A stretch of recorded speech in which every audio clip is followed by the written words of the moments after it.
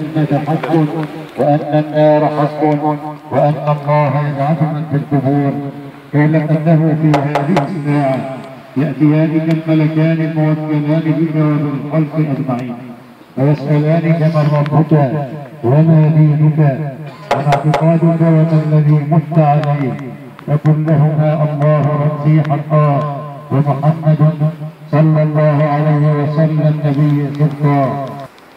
الرفيق أبو أكرم أبى إلا أن يكون من المسطرين لهذا اليوم ولثرى فلسطين عامة.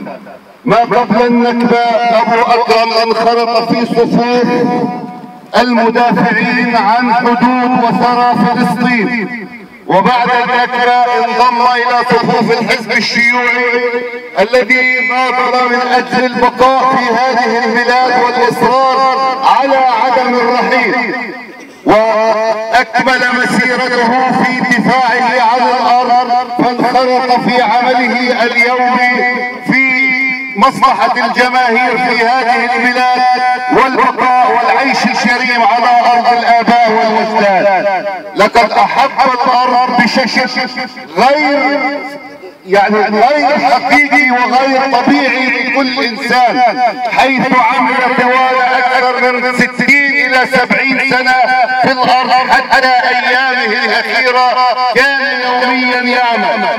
كان أيضا في العمل السياسي بجانب رفاقه في الانتفاضة الأولى للجماهير العربية في هذه البلاد سنة 58، عندما كانت المواجهة في الناصرة وأم الفحم بين المناضلين الحقيقيين في هذه البلاد والشرطة دفاعا عن الأرض من أجل حق البقاء وإرجاع اللاجئين والعمل والمساواة. فهذا هو رفيقنا جميع قلوب مجتمعنا وأمتنا.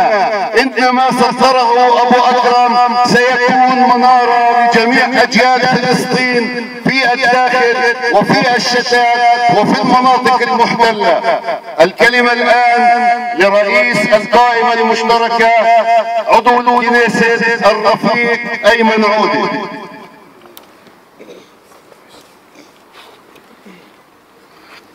أيها المسيرون الكرام، أيها الأهل، أيها الإخوة، كم كانت قامتنا محنية لو لم نتكئ على أبي أكرم ورفاقه. أنا أريد أن أقول للإخوة وخاصة لأبنائي: اعتزوا بهذا الهرم الكبير، تأكدوا أننا نعرف عن أبي أكرم كل شيء. نحن نعرف عن ذلك الولد الذي ذهب إلى الزرقاء مشيا على الأقدام من أجل أن يجلب الأسلحة للثورة الفلسطينية العظمى سنة 36. وعندما شاهدت أعلام فلسطين في الجنازة قلت: هذا هو أبو أكرم الذي انطلق وطنيا منذ الثورة الكبرى.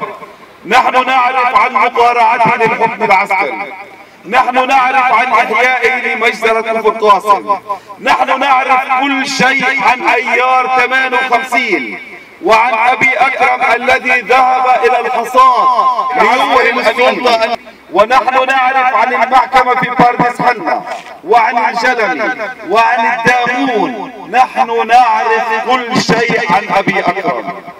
من اليوم سيكون تراب أم الفحم أغلى. منذ هذه اللحظة دخل إلى تراب أم الفحم شحنة من الوطنية ومن التقدمية ومن الأخلاق ومن روح الفارس، ومن هذا التراب سوف تخرج أجيال فحماوية في دورة الحياة الأزلية. وصية أبي أكرم لنا جميعا أن نواصل درب الكرامة، درب الوطنية، درب الحكمة، ونحن نعد أنك يا أبا أكرم أنت الذي توفيت في 30 آذار أعز أيامنا الوطنية.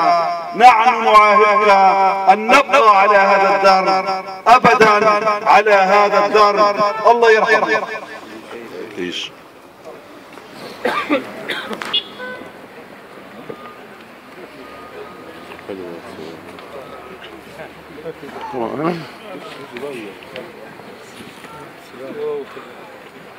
في فلاش كوي عندك.